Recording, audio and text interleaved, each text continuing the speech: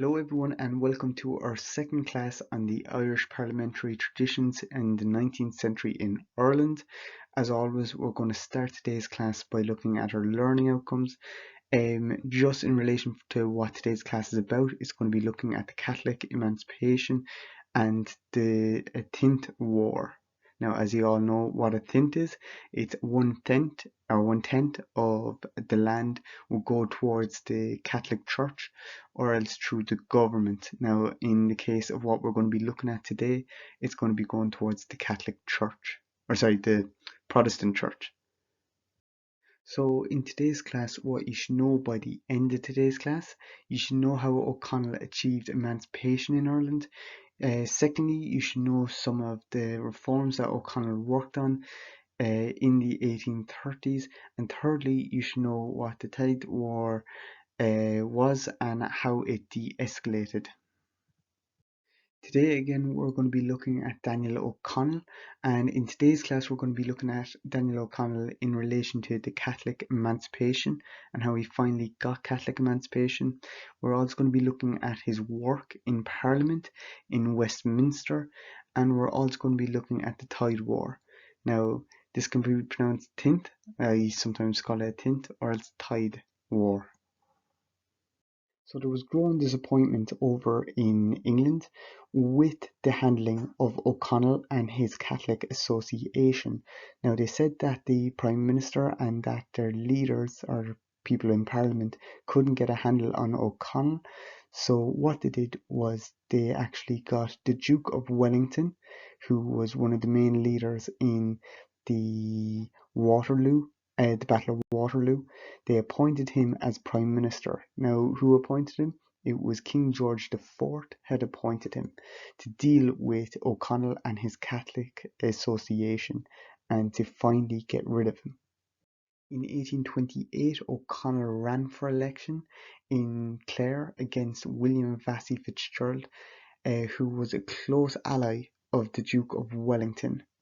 Now, this was to spark controversy because the English government actually hated O'Connell at the time, and to see him running for election was absurd.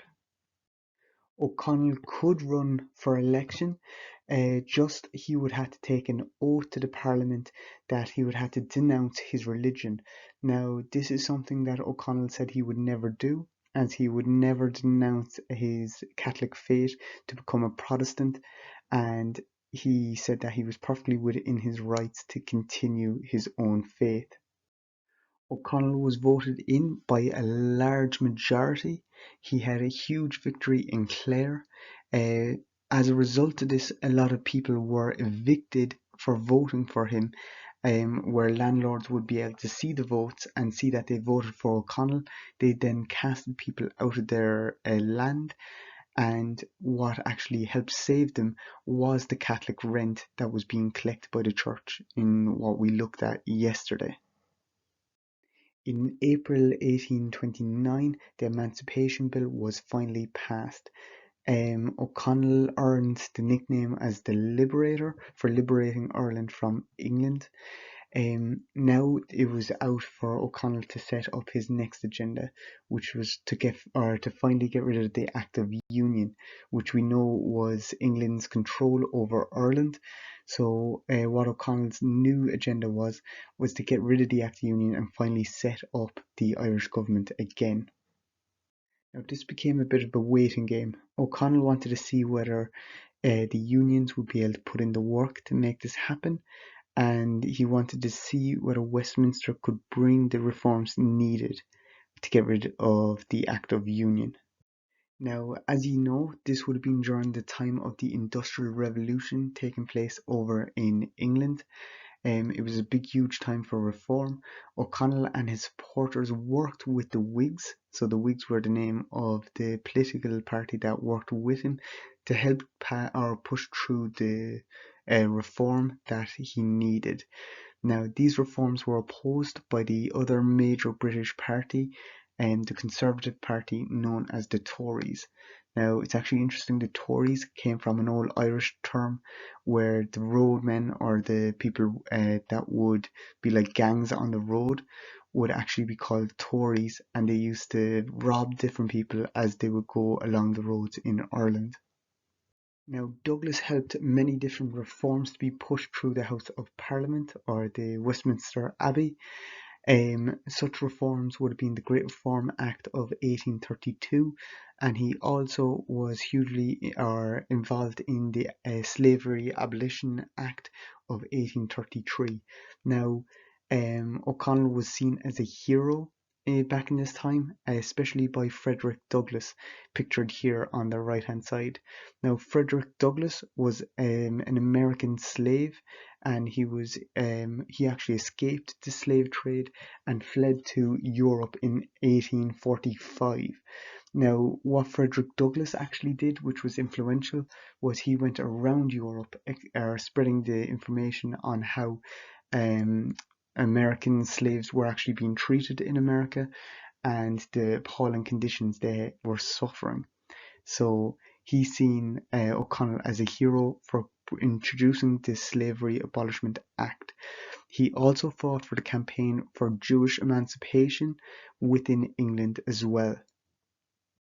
Now, even though O'Connell helped abolish the majority of these penal laws, one law still was in place in Ireland that most farmers hated more than the penal laws, and that was paying tithes. Now, as you know, you had to pay tithes of 1/10 of what you produced on your land to the upkeep of the established church, which was Anglican or the Church of Ireland, so the Protestant church. It didn't matter what religion you were, you still had to pay 1/10 of your land over to the church. Now, this is what led to the Tithe War. Some farmers began to refuse to pay tithes, leading to the Tithe War. Now, over 240 people were murdered, with another 300 attempted to be murdered. And we can see here in the photo how gruesome it was, as farmers were using pikes and any farm materials they could get to cause harm to the different landlords and to people who were trying to collect rents. Now, there was many tactics in this Tithe War, but primarily it was down to farmers not wanting to let people sell on the farms that they were working on.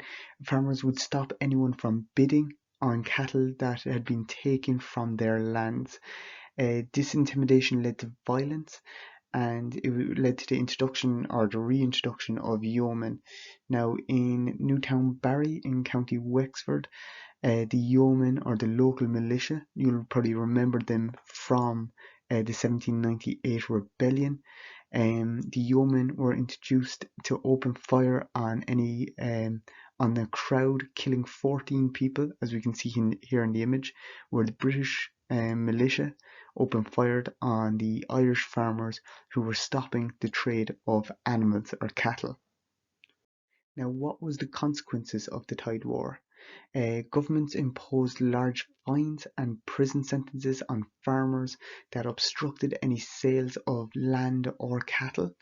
However, they had to give in somewhat and reduce the cost of established churches.